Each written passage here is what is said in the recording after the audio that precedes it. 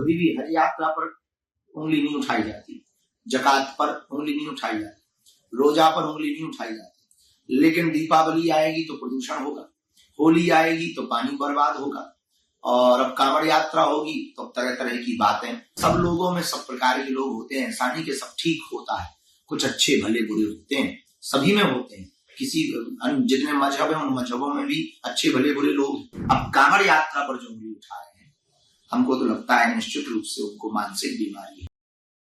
महाराज, कांवड़ यात्रा को लेकर बयानबाजी कर रहे हैं मौलाना की कांवड़िया मांस लेते हैं, शराब पीते हैं और दंग करते हैं। इसको किस तरीके से आप देखते हैं इस बयान को? लगातार वर्तमान समय में सनातन पर टीका टिप्पणी करना बड़ा सरल हो गया है, सॉफ्ट टारगेट है सनातन। कभी भी हज यात्रा पर उंगली नहीं उठाई जाती, जकात पर उंगली नहीं उठाई जाती, रोजा पर उंगली नहीं उठाई जाती। लेकिन दीपावली आएगी तो प्रदूषण होगा, होली आएगी तो पानी बर्बाद होगा, और अब कांवड़ यात्रा होगी तो तरह तरह की बातें। हाँ, सब लोगों में सब प्रकार के लोग होते हैं, ऐसा नहीं कि सब ठीक होता है, कुछ अच्छे भले बुरे होते हैं, सभी में होते हैं। किसी जितने मजहब है उन मजहबों में भी अच्छे भले बुरे लोग हैं।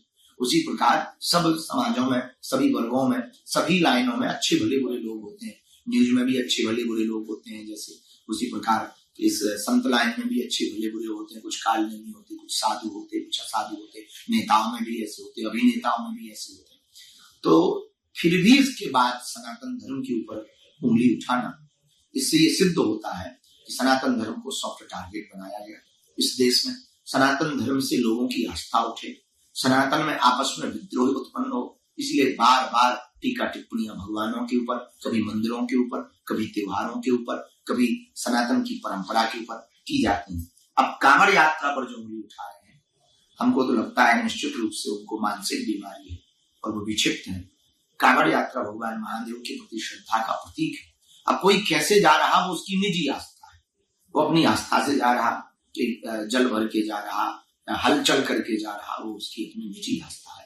और हमें नहीं लगता कि किसी पर टीका टिप्पणी करनी चाहिए। एक उंगली उठाए किसी पर तो 3 उंगलियां सुधा अपनी तरफ मुड़ जाए। ऐसे मौलानाओं के लिए क्या मैसेज है बागेश्वर धाम पीठ से? हम उन मौलाना साहब को ये कहना चाहेंगे, उनके धर्म गुरुओं को, कि हमारी बात बहुत गंभीरता से है।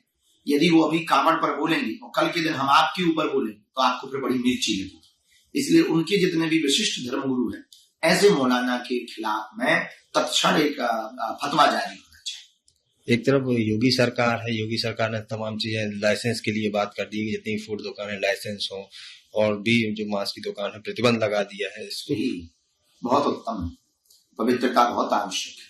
और हम कांवड़ में जाने वाले लोगों को भी प्रार्थना करेंगे कि अपनी सनातन परंपरा का मजाक न हो, इतनी सावधानी पूर्वक चलना, किसी के हृदय को ठेस न पहुंचे, इतनी सावधानी पूर्वक अपनी आस्था को लेकर चलना, हुड़दंग मत करना, और किसी भी प्रकार से सनातन धर्म के ऊपर प्रश्न चिन्ह खड़ा ना हो, तो बड़े सावधानी पूर्वक, बहुत गंभीरता पूर्वक, पवित्रता के साथ चलना, ताकि हमारे भगवान महादेव का मजाक का पात्र बने।